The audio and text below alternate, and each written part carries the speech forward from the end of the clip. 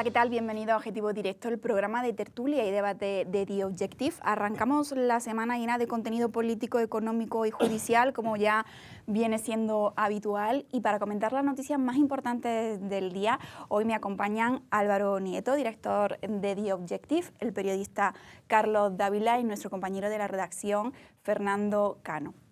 Bien, comenzamos el programa de hoy comentando esa comparecencia de Carlos Mazón en el Congreso de los Diputados, una comparecencia que ha estado llena de interpelaciones durísimas por parte de muchos diputados que han tachado a Mazón de psicópata, homicida y ser responsable de la muerte directa de las 229 personas que fallecieron aquel fatídico día en la Comunidad Valenciana. Por su parte, Mazón se ha defendido como ha podido y ha dicho que aunque a él hubiese llegado antes al Secopi, nada hubiese sido diferente, nada hubiese cambiado. Bien, no sé qué opináis de esta comparecencia. A mí me ha parecido una encerrona en toda regla, una encerrona parlamentaria de las que yo, francamente, había oído muy pocas veces. Es decir, insultar a una gente llamándole homicida, psicópata y todo esto, yo creo que no había habido ningún precedente hasta el momento. Por otra parte, llevar a una persona a tratar de explicar lo que ha hecho y no dejarle hablar, pues es un procedimiento que normalmente utiliza la izquierda pues para siempre montarse sobre la realidad. Con lo cual las cosas han quedado de una determinada forma. Yo creo que Mazón ha solventado el trance de una forma elegante, porque no ha entrado nunca en las descalificaciones, sobre todo de Rufián y las descalificaciones de Bildu. Es decir, que Bildu hable de asesinos, que hable de psicópatas y asesinos, es un contrasentido en sí mismo. Por tanto, me parece que, primero, esta comparecencia en una comisión de investigación nunca va a valer para nada, pero segundo, con esta gentuza no hay nada que hacer.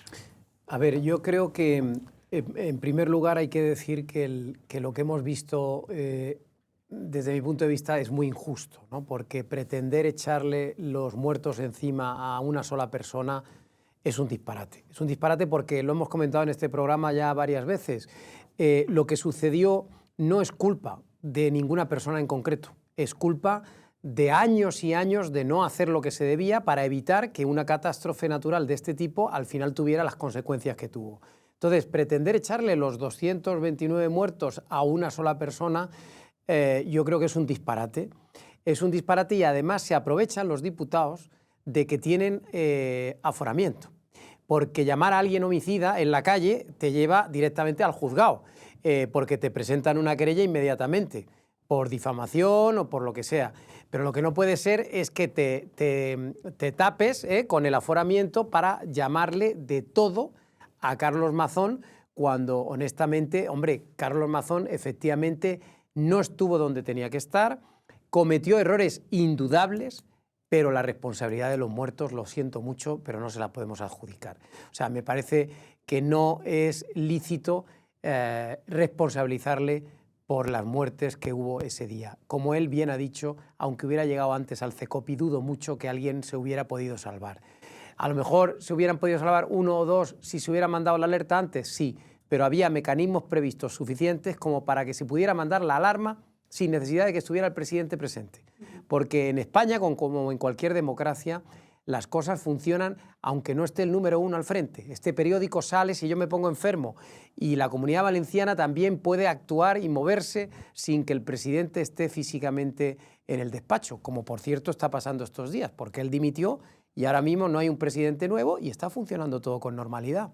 Pero yo creo, Álvaro, no sé qué opináis más de... O sea, este tema ya se ha politizado de una forma, yo creo, pero yo creo que la indignación de la gente, quitando ya la parte política, ¿no? Esto que hemos visto hoy, que como tú dices es algo indecente, la gente está indignada porque Mazón sigue mintiendo, no ha dicho qué hizo realmente ese día en las horas en las que supuestamente estuvo ausente. Bueno, hay una indignación no es entendible por parte de esa gente.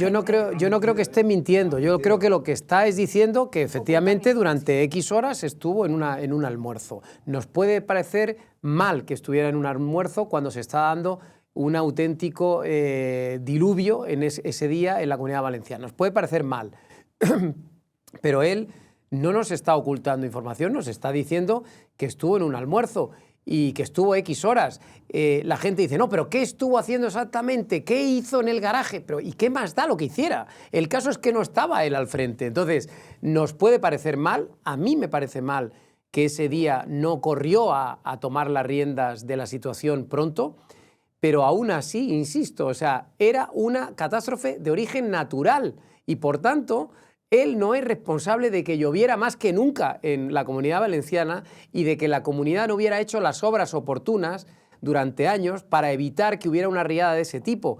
Hay que decir y hay que recordar que hay pueblos completamente montados, construidos en zonas inundables. ¿De eso tiene culpa Amazon? Hombre, por favor, o sea, no podemos ser tan ingenuos de pensar que si hubiera habido otro señor, imaginemos, del Partido Socialista ese día al frente de la Generalitat, no hubiera muerto nadie. ¿Pero qué disparate es este?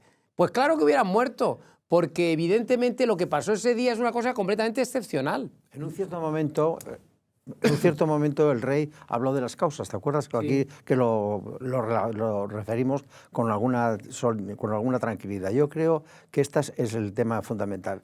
Cualquiera que conozca la Comunidad Valenciana está llena de ramblas que desembocan en el mar. Es decir, por ejemplo, Alicante está llena de una rambla que, como un día llueva, ahí va a haber un drama absolutamente irresponsable. Yo no creo, ahí te puedo rectificar, que este hombre no ha mentido. Este hombre ha dicho la verdad sobre todo. Ha dicho la verdad, pero la verdad incomoda. La incomoda por una razón, porque no se ajusta a los parámetros de denuncia que esta gente quiere. Es decir, es cierto absolutamente que él no tenía función que hacer en el CECOPI. Él no tenía función, no tenía sillón en el CECOPI. Es cierto que estaba hablando por teléfono y seguía, pero también es cierto que la agencia de meteorología no le dio hasta una hora determinada, ya muy avanzada la tarde, la magnitud de la catástrofe. Por tanto, él se refugia en eso. ¿Que se podían haber hecho las cosas bien? Yo coincido con Álvaro. ¿Que se tenían que haber hecho de otra forma? Coincido con Álvaro. ¿Que él tenía que haber suspendido el almuerzo? Coincido con Álvaro. Lo que no se puede hacer de ahí es inferir a que tú eres un asesino, no, claro, y que ojalá de aquí vayas a la cárcel. Eso y que lo diga, y ahí termino. Yo creo que es indudable que... Déjame que termine solamente. Sí. Y que lo diga, que de ahí vayas a la cárcel los que tenían que estar en la cárcel. Bueno, yo creo que es indudable, yo creo que estamos todos de acuerdo en que Masson tiene una responsabilidad política y precisamente esa responsabilidad fue no estar desde el primer minuto al mando de la situación, porque era la máxima autoridad de la comunidad autónoma en ese momento. No había otra, porque en ese momento no estaba decretada la emergencia. Al margen de esto, si volvemos al comienzo del debate, evidentemente no van a encontrar a ningún responsable en las comisiones de investigación. Y yo soy bastante escéptico con todo este tipo de comisiones porque creo que ninguna vale. Ni siquiera en el Senado, ni en el Congreso, ni las de izquierda, ni las de derecha, ni las del PP, ni las del PSOE. No valen para nada y solamente valen para exponer públicamente a presuntos culpables que determinados partidos políticos quieren identificar frente a la sociedad y frente a los medios de comunicación. Entonces, en ese entendido, creo que en absoluto se va a encontrar ninguna respuesta en esta comisión de investigación, más allá de exponer políticamente y públicamente a Carlos Masson en este caso, como se ha hecho en otras comisiones de otros partidos políticos. Y terminando, me parece sorprendente también la gran foco mediático que se ha puesto o que han querido atribuirse Gabriel Rufián y Ione Belarra, que creo yo que hasta la fecha no han aparecido en ninguna comisión de investigación en ningún sitio. Y aparecen ahora precisamente para coger ese foco mediático y para intentar, creo yo, de manera frívola, aparecer en minutos en el telediario. Pues mira, yo discrepo ahí porque yo creo honestamente que sí que tienen una función las comisiones de investigación. Lo que pasa es que se pervierte al final su uso, ¿no? Porque las comisiones de investigación deberían servir para delimitar las responsabilidades políticas, que son diferentes de las responsabilidades jurídicas. Es decir, en este caso se está investigando en los tribunales la catástrofe y habrá que determinar las causas y quiénes fueron los responsables. Pero no tienen por qué ser los mismos que desde el punto de vista político. Y a mí me parece muy bien que se investigue y que se aclare qué pudo evitarse, ¿Qué se hizo mal y debería haberse hecho bien para sacar aprendizajes? Es decir, yo sí que creo, siguiendo un poco la estela del rey que nos dijo en el discurso de los príncipes de Asturias, oye, hay que ponerse a investigar las causas, ¿vale? Pues deberían en esa comisión de investigación llamar a expertos y que nos digan, oye, ¿qué habría que hacer en la Comunidad Valenciana para que una catástrofe como esta no se vuelva a repetir?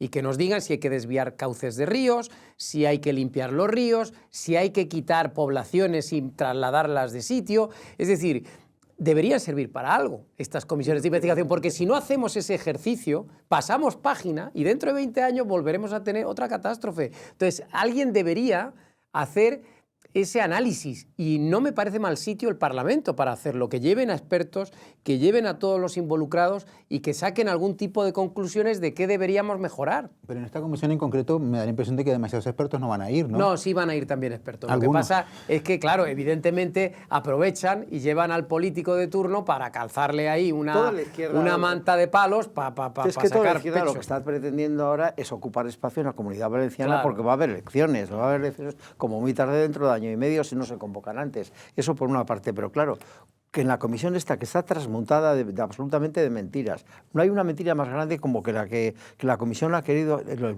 Mazón y el Partido Popular, e incluso Vox, han querido que fueran víctimas, familiares de víctimas de todas las ideologías, no les han dejado. Solamente se han ido las víctimas de Compromís, que vete a saber si son víctimas de Compromís, Bueno, y ahí, que yo creo que no. Y ahí sí que creo que las víctimas no sé si son necesarias en una comisión de investigación. Bueno, estaban afuera del Parlamento, no estaban pero, dentro. por ejemplo, fíjate también qué anomalía, Carlos, que Mazón ha venido a la comisión de investigación del Congreso, pero el gobierno se ha negado a ir a la comisión de investigación de las Cortes Valencianas. Esa, por ejemplo. Que esa tiene tela. Y que han o sea, el negado- gobierno se permite el lujo de no ir a la Comisión de Investigación de Valencia, pero claro, el presidente de Valencia sí que tiene que venir a la demás. Álvaro, y que niegan que vayan todas las víctimas. Bueno, también. Que esto de hoy ha sido espectacular. Pero yo es que intentaría sacar a las víctimas Sí. de estos asuntos, porque al final es muy fácil también abusar de las víctimas y utilizarlas políticamente. Yo en este tipo de cosas sería partidario de, obviamente, arroparlas, cuidarlas, ayudarlas en todo lo que se pueda, pero no convertirlas en actores políticos, porque es que entonces, si no, esto ya es se un convierten disparate. ellas mismas, porque es que la jefa de una de las asociaciones de las víctimas ha sido concejal del Partido Socialista. Y otra... Eso no le Son quita solo algunos, poder. tampoco son No, no, todos. pero Claro. hablo de O sea, hablo es de una los... mínima representación, que es la que salen quizás más sobre representados Ah, en los medios. Quizás pero hay un hablo- problema de sobre representación. es que no estoy diciendo pero yo no nada. hablaría por todas las víctimas, por No, algunas yo víctimas. he dicho que la jefa de una de la Asociación de las Víctimas ha sido concejal del Partido Socialista. Si alguien me desmiente, No, en absoluto, pero lo que y yo otra digo es que ha esa es una sido representación otra. total. Menos víctima, es víctima. Sí, pero podían haber puesto a otro portavoz. Te digo una cosa, Y yo insisto, no creo que lo represente a todas las víctimas, ni a todas las familias de las víctimas. habría que demostrar si es víctima. No, hombre, seguro que sí, Carlos. O sea, entre otras cosas, Yo en porque estas ese día situaciones- víctimas fueron muchos, No, porque llovió tanto que, fue España claro, entera. ¿eh? Fue España entera. No, víctima. España entera no, hombre, Hombre, una parte.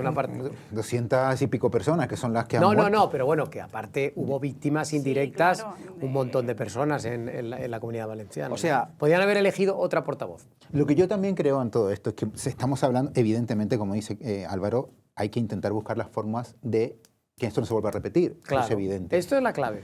Pero a partir de ahí, yo creo que tampoco se está poniendo el foco en la reconstrucción. Nadie está Tampoco, hablando de no, reconstrucción. un momento. Y llevamos un año y es que hay muchas cosas que no han cambiado ni se han mejorado. No, y no, no, y no, yo he que no, bajado que a no. Valencia, al sitio de la Dana, en vacaciones, y muy pocas cosas han cambiado. La única reconstrucción que se ha hecho ha sido la reconstrucción de privados que han intentado, como han podido, poner en marcha las ciudades como estaban y sin ningún tipo de ayuda.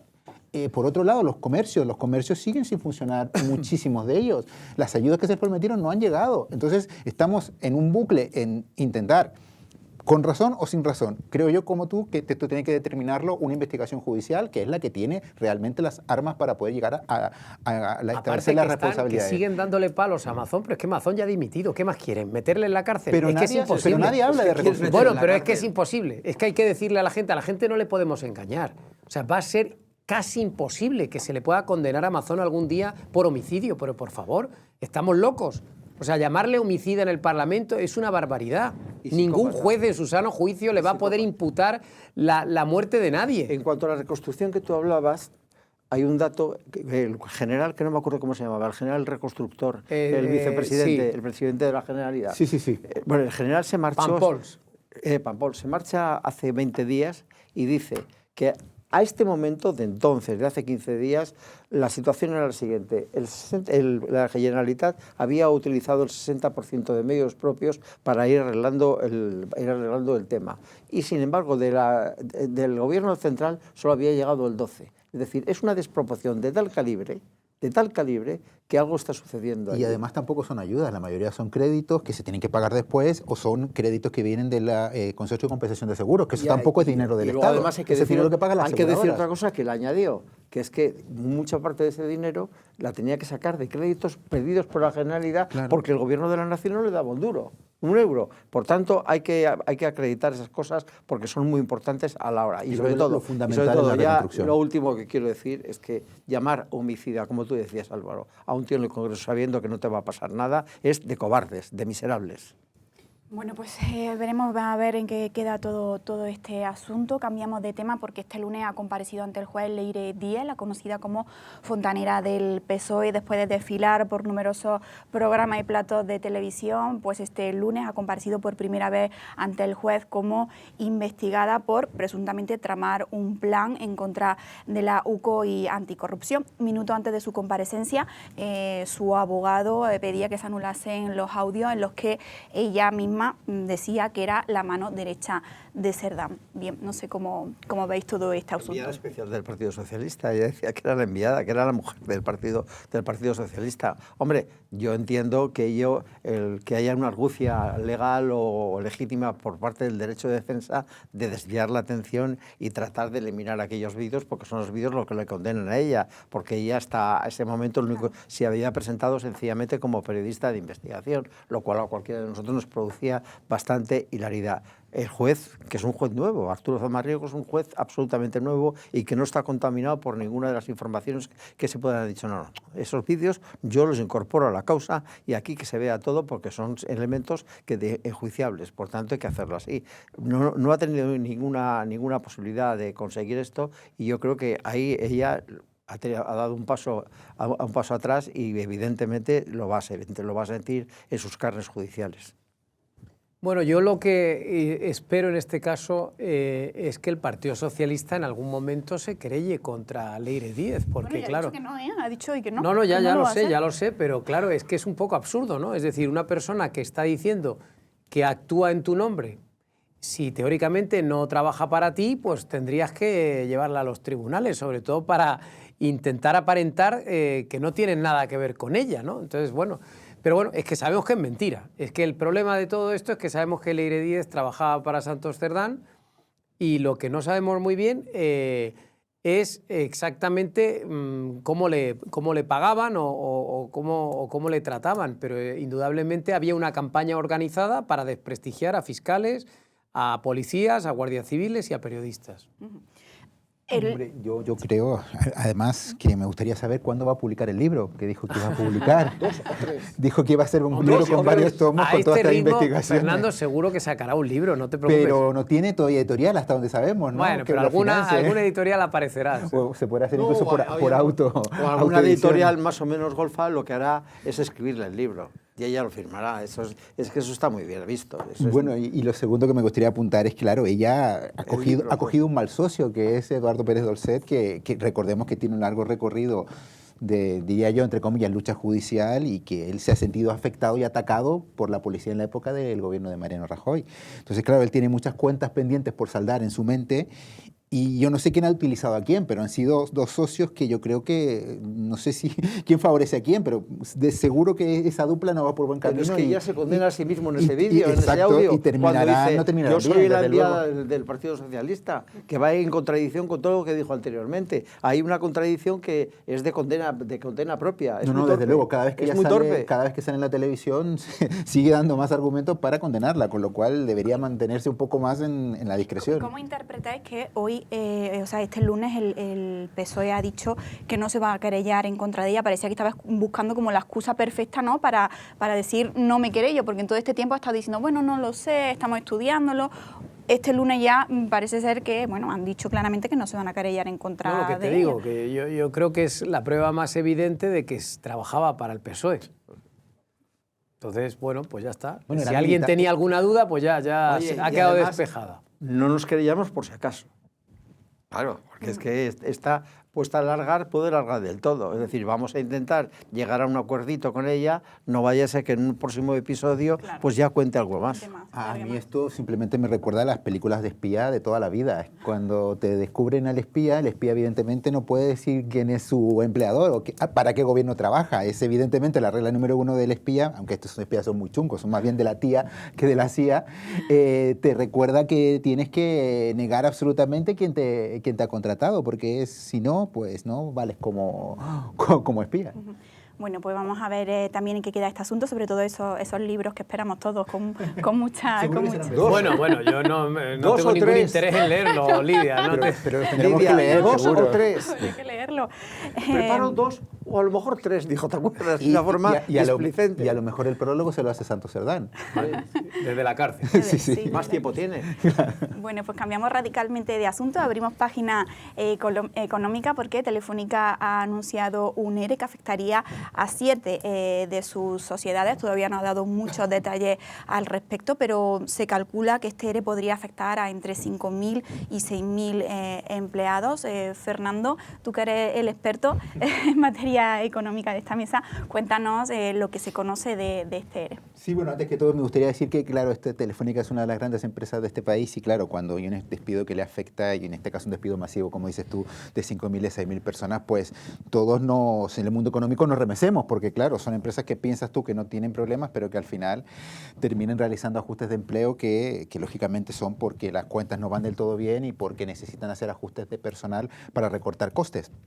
En este caso, pues el ERE Telefónica, como dices tú, afecta a 7 sociedades y una de las novedades precisamente es esa, que anteriormente los despidos de Telefónica afectaban solamente a la gran sociedad que era Telefónica S.A., que es la matriz, pero ahora incluso afectará a Movistar Plus, que es la cadena de televisión de pago que tiene la operadora de televisión, la operadora de telecomunicaciones. Con lo cual, pues, no hay nadie que se va a salvar en teoría. Novedades, pues, de lo que se ha sabido, pues ahora mismo no han dado muchos detalles, pero se cree que podría afectar a gente a partir de 55 años y con unas indemnizaciones que podrían fluctuar entre los 65% del salario a partir de que tú te acojas hasta los 63 años y un 30-40% del salario hasta que te jubiles con 65 años. Con lo cual son condiciones muy buenas para lo que es el mercado. Es decir, quizás nos preocupamos nosotros más por los empleados de Telefónica que la propia Telefónica, porque los empleados muchas veces en estas grandes empresas pues esperan que se produzcan este tipo de procesos para poder aceptarlos y poder tener una jubilación más o menos tranquila. En este caso, pues bastante bien dotada. En el anterior ERE, que fue hace 2 años, también se dieron 10.000 euros a cada uno, con lo cual las condiciones, pues creo que en este caso podrían ser más o menos similares o incluso mejores, según se especula en estos momentos. ¿Cuántos empleados Lidia, ¿cuántos empleados tiene actualmente Telefónica? Pues Telefónica en España tiene unos 25.000. O sea, que esto afecta Lo que pasa es que afectaría además a sociedades que tienen empleados en diferentes partes del mundo. Por eso 7.000 no solamente en España. Exacto, por eso el cálculo no es tan exacto. O sea, puede ser 6.000 de 25.000, podría ser aproximadamente, pero no porque hay sociedades como, por ejemplo, Telefónica Corporativo, que esa tiene corporativos en todo el mundo, es decir, en Brasil, en Reino Unido, en Alemania. O sea, tú dices 25.000 empleos solo en España. Solo en España. Y solo empleados por Telefónica S.A. y por Telefónica Telefónica Móviles. ¿Has dado alguna razón objetiva de lo que... Sí, bueno, la explicación técnica es condiciones de concurrencia y causas objetivas. ¿Y eso qué significa? Eso significa que ahora mismo ya necesitan recortar su deuda y necesitan reforzar su caja, con lo cual tienen que recortar costes. Claro, es uno de los tantos objetivos que tienen dentro del plan estratégico que presentaron hace 2 semanas. Yo creo que es una manera, intentando valorar un poco esta decisión, yo creo que lo que está planteando Telefónica es hacer más eficiente la compañía. Exacto. O sea, ahora mismo no necesitas tanta gente como antes para hacer lo mismo que hace Telefónica, ¿no? Tú has conseguido que la tecnología avance un montón, no necesitas un montón de puestos de trabajo que antes sí necesitabas y claro, evidentemente... Sobre todo hay cosas, como dice Álvaro, que ya no se necesitan, es decir, claro, instaladores de fibra óptica, ya no necesitas porque ya la Ya fibra lo has óptica está instalado, desplegada, claro. está toda instalada. ¿Qué ha dicho la bolsa sobre esto? En este momento la compañía cae un 1,5-2%. O sea, nada por nada. Bueno, ha caído un 18% en lo que va de presentación del plan estratégico, o sea que la cosa no va bien. Pero el caso es que en los últimos 3 o 4 días se ha mantenido más o menos estable. Ellos dicen que quieren ahorrar en su plan, que durará hasta 2028, unos 3.000 millones de euros. Y todo este ahorro, porque claro, hemos visto a En Telefónica... este caso se quieren ahorrar unos 1.300 solo con el ERE. Claro, hemos visto cómo Telefónica se está replegando de América Latina, Exacto. Ahora viene este ahorro por el ERE. Todo este dinero, ¿para qué va a ser? En principio tenemos 2.300 millones de Latinoamérica, más los 3.000 que se quieren ahorrar, y este dinero es, como decía anteriormente, para reducir deuda, para reforzar el flujo de caja y con lo que te sobre, pues intentar emprender operaciones de compra de otras operadoras en Europa. ¿Cuál es la deuda actual? La deuda actual son 26.000 millones sin arrendamientos, es decir, sin edificios, 33.000 con edificios. Pero la idea entonces, Fernando, es que en algún momento, va a haber una gran operación que involucrará a Telefónica a nivel europeo. A nivel europeo, que puede ser en Alemania, en Reino Unido o en España. En España puede ser Vodafone, en Reino Unido puede ser una operadora pequeñita, y en Alemania está más cerca 1&1, que es una operadora de tamaño medio que puede ser la tercera o la cuarta del mercado. Son operaciones que están montadas a medio plazo, que esperan que la Comisión Europea flexibilice un poco la regulación para poder emprenderlas y que no sea tan largo tener que hacer un trámite en Europa, y por otro lado que se llegue a un acuerdo con el vendedor. El problema que tiene ahora mismo pues es la regulación, y que está reforzando la caja para poder emprender esas operaciones. ¿Y este ERE tan brutal está acompañado, por ejemplo, de alguna venta de activos importante? Ya, como dice Álvaro, han vendido en Latinoamérica prácticamente Pero digo todo a partir de ahora más. A partir de ahora tienen que salir además de Chile, tienen que salir de Venezuela y tienen que salir de México. Del resto han salido todos. Recordemos que Latinoamérica hace 10 años era dueña prácticamente de todas las grandes operadoras de Latinoamérica, y a partir de este año han vendido en Colombia, Ecuador, Argentina. El año pasado vendieron en Costa Rica y Uruguay. Sí, ha vendido, Solo va a quedar Brasil, pero Brasil porque es un negocio estratégico y porque ellos tienen el número 1 ahí del mercado, y además porque Brasil han llegado a la conclusión de que da muchísimo dinero, porque es un mercado, es rentable, ¿no? El mercado por sí solo de Brasil es prácticamente todo lo que es en la suma del resto de Latinoamérica. Entonces es lo que le está dando muchísimo dinero además en este momento. La idea es quedarse en 4 mercados, que son Brasil, Reino Unido, España y Alemania, y a partir de ahí pues crecer en esos mercados. El gran objetivo a medio plazo es convertir a Telefónica en una de las 4 grandes operadoras del continente europeo, junto con Orange, Deutsche Telekom y British Telecom. Pero para eso, como decía Álvaro, pues tiene que emprender operaciones que están en el medio plazo. ¿Y el gobierno aplaude con las orejas? El gobierno no es capaz de con las orejas, pero esto todo parte del plan estratégico que se aprobó en Consejo y que lleva discutiéndose varios meses, y dentro del Consejo el gobierno tiene el 10%. Con lo cual, si la pregunta es si el gobierno lo ha aprobado, por supuesto que lo ha aprobado. Y además lo ha aprobado sin montar problemas, es decir, lo ha aprobado en el entendido que, como comenta Álvaro, se está trabajando en un plan a medio plazo en el cual el tema del ERE sea un tema que se tiene que abordar. Recordemos, un tema que puede ser traumático, pero en el entendido de que se den condiciones suficientemente atractivas para que la gente se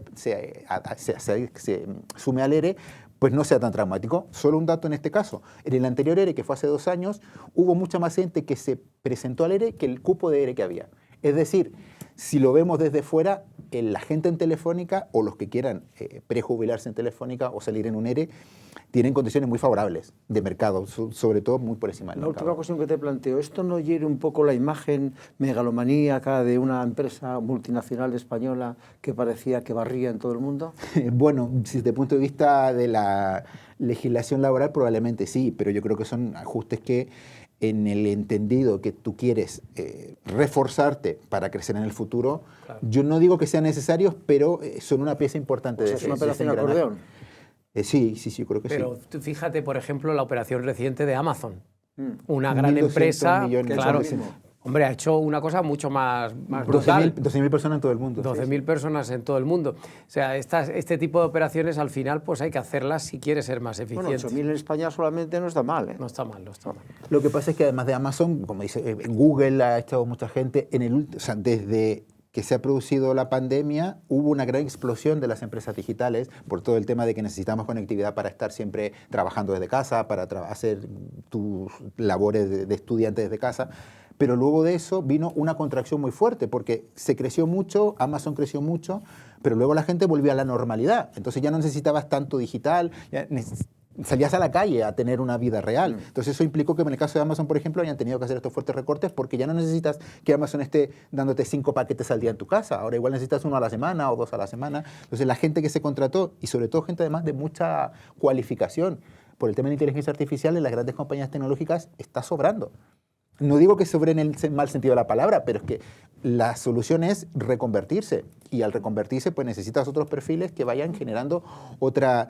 En el caso de Telefónica, probablemente contraten, evidentemente no los 7.000 que vas a despedir o los 6.000 que vas a despedir, pero contratarán una gran cantidad de gente para que haga otro tipo de labores dentro de la misma compañía. O sea, que nos espera una gorda con la inteligencia artificial. Eso yo creo que ya es otro melón, pero sí. Vamos a comentar otra de la noticia del día, el último par de minutos que nos queda, Fernando, porque ya te tenemos aquí, te tenemos que aprovechar, que ha sido ese cese de Euroeuropa a su CEO, Jesús Núñez de la Rosa, tras la salida del gobierno del Consejo de Administración. Cuéntanos cómo interpreta para explicarlo muy rápidamente, Air Europa logró, gracias a la ayuda del gobierno, que le comprase el 26% de la compañía Turkish Airlines. Turkish Airlines es una operadora de aerolíneas participada en un 50% por el gobierno turco, es decir, controlada por el gobierno turco.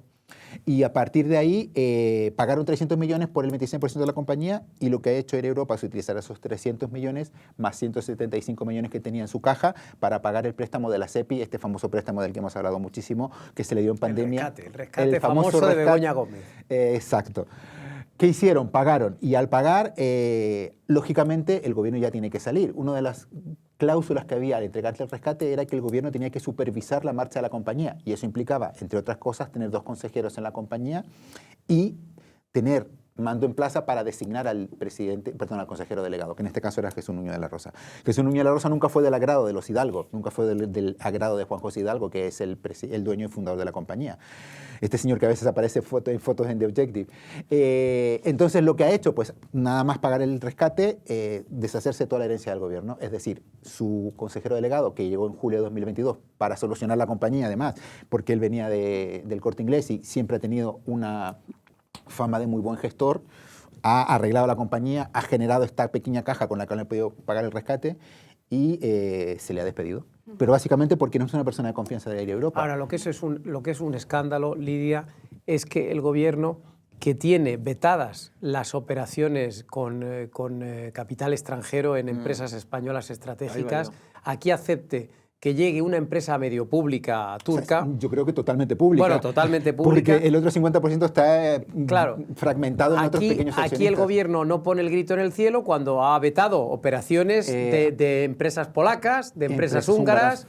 Es decir, empresas de países de la Unión Europea han sido vetadas para entrar en España en otras operaciones parecidas, y ahora de repente llega una turca, además de capital público, y el gobierno, pues encantado de la vida. Le ha puesto la alfombra roja, como publicó en The Objective, y ha hecho va a hacer una tramitación express del decreto anti-OPAs, que en este caso prácticamente no va a funcionar. O sea, se va a hacer una tramitación de un mes, de lo que tarde, y a partir de ahí se le da el sello. Como ha escrito Fernando este fin de semana, es la segunda vez que Sánchez rescata a Air Europa. La primera fue con su mujer, o bueno, con la intervención, no sabemos todavía bien, de su mujer, Víctor y ahora... Daldama, Víctor Daldama, y ahora con esta llegada de los turcos. Con Erdogan. Con Erdogan. Que no se caracteriza por ser muy democrático, digamos. Claro, no, es que eso es lo que hay que poner de relieve, que nos meten el 26% de capital en una aerolínea estratégica para España. Esta sí es estratégica. Y no es la única aerolínea de capital español todavía, porque recordemos que Iberia es británica. Y se mete con vos porque pide un crédito a los húngaros y ahora nos metemos en los brazos de Erdogan. Todo muy coherente, todo muy coherente. Pues muchísimas gracias por esta información, Fernando. Te vamos a tener que traer más veces porque yo creo que nos ha quedado un programa muy interesante. Muchas gracias, Carlos, muchas gracias, Álvaro, y muchas gracias, como siempre, a vosotros. Nos vemos en el próximo programa.